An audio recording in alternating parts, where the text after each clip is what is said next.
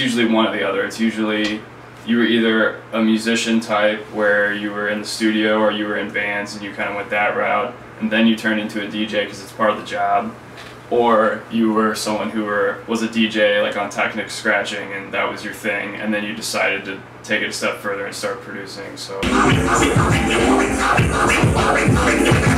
find out everything you know about these things. Everybody's just jumping ahead of the curve. I get it. There's stuff that does it faster. There's stuff that does it better. But that's meant for people that know what they're doing. I don't think anyone should ever start like that.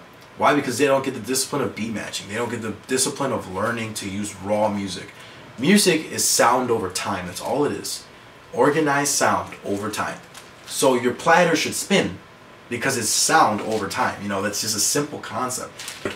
You've got to organize your music to a point where you know every song for any situation, because what DJs do is DJs entertain. You know, a lot of people think that all DJs make music.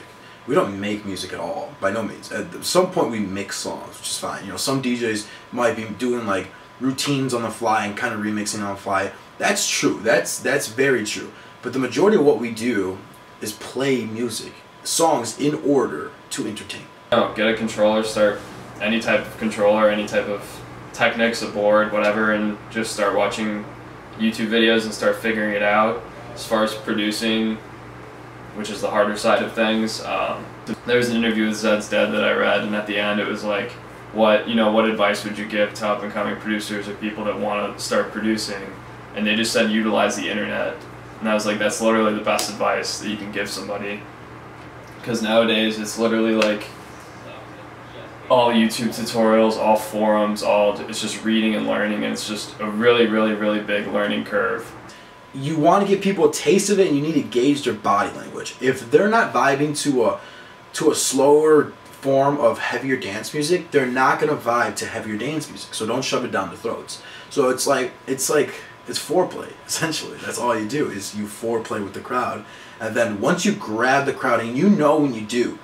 You know when you do because you've been going in so hard. Like, you look at the clock, you've been playing for like 2 hours, you're sweating, the place is too hot, everyone's vibing around you.